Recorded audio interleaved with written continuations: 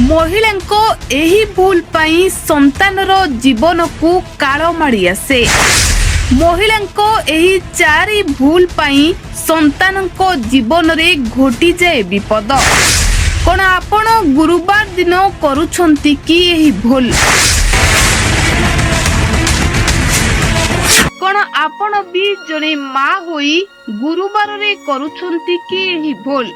माँ माने गुरुवार दिन एही भूल कले संतानंको चला पथरे पुष्प बदल रे कंटा पड़िबो। संतानंको जीवन को चारिपटु घेरी जीवो विपद। शरीर असुस्थ हेबा सहित माँ और पिला उभय रहिबे चिंतारे। संतानर कमी जीवो पाठ पढ़ा प्रति आग्रह। पिला जिदखोर स्वभाव हेबा सहित मानिबो नाही परिवार लोकंको कथा। तेणु महिला माने केबे भी निज जनातरे किंबा अजनातरे करंतु नाही एही भूल। महिलांको एही भूल पाई दिने अनेक अनुताप करिबा को पड़िबो। तेबे आ डेरी न करी आसंतु जानिबा सेही भूल कोन? जेउ भूल माँ कले संतान भोगी थाए ताहार फल। दर्शक बंधु, दुनिया रे सबो माँ संतानंकर मंगल चाहती। संतानंको मंगल मनासी अनेक देवादेवींको निकटरे मानसिक करिथांती। केउ माँ केबे संतानर अमंगल चाहि पारे नाही।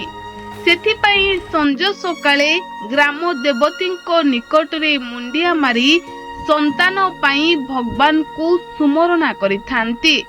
हेले बिले बिले माँ माने निज अजुनातरे किछि बड़ भूल करिथांती। फलरे जहार परिणाम सीधा सड़क संतानंको उपरे पड़िथाए। जेपरि गुरुवार को धनर देवी माँ लक्ष्मी को दिन मना जाइछि। एही दिन माँ लक्ष्मी को समर्पित अटे। एथिपाई एही दिन घरर सुख समृद्धि पाई माँ लक्ष्मीकर विशेष पूजा अर्चना करा जाइथाए। माँ लक्ष्मी प्रसन्न होई मंगल करिथांती। किंतु जदि आपण एही दिन किछि विशेष कार्य करंती तो एहा द्वारा धनर नाश हेबार संभावना सबुबेले रहिथाए। तेबे केवल एतिकी नुहे, संतानंको उपरे मध्य एहार कुप्रभाव पड़िथाए। संतानंको बुद्धि नाश होइथाए। गुरुवार दिन जो महिला निज किंबा पर छोट पिलांको उपरकू हाथ उठाई थांती, माँ लक्ष्मी क्रोध करंती। संतानंको बुद्धि नाश सहित घर छाड़ी लक्ष्मी चली जाती। केवल एतिके नुहे, टंकार अभाव वृद्धि पाए मध्य संतानंको मानसिक स्वास्थ्य उपरे एहार प्रभाव पड़िथाए। संतानंको सह संपर्क रे दूरता आसीथाए। समाज रे परिवार लोकंको मान सम्मान अभाव पाइथाए।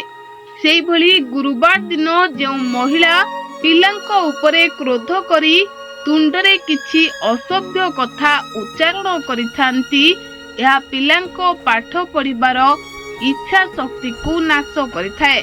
तेणु जेते क्रोध आसिले मध्य गुरुवार दिन निजको संभाली नेबा बुद्धिमान रो काम होइथाए। माँ माने भूल रे भी गुरुवार दिन संतान मानंको उपरे रागी भूल करंतु नाही। सेहिभली समस्त देवी देवतांको पशु पक्षी बहुत प्रिय अटे। पक्षी मानंकु चाउल दाना खाइबाकु देले व्यक्तिंको करज कम हेबाकु लागिथाए। आउ अनेक सुखर प्राप्त होइथाए। सब किछि शुभ होइथाए। किंतु जदि गुरुवार दिन कौनसी भी पशु पक्षी को हत्या करंती, तेबे माँ लक्ष्मी क्रोधित होई जानती, जहा फलरे संतानंको अनिष्ट होइथाए। तेबे गुरुवार दिन निज पिला पर पिला देखी अतर पांतर जेउ माँ करंती, ताहा तांको पिलांको उपरे विराट कुप्रभाव पकाइथाए। फलरे पिला जिदिया होई जानती। तेणु भूल रे एही सबु कार्य करंतु नाही। एहा आपणको अजनातरे कि जनातरे कले एहा आपणको पाई भयंकर दिन होई आसी पारे। तेणु गुरुवार रे एही भूल ठू आपण सबु बेले रुहंतु दूर रे। Bureau report, BNS live.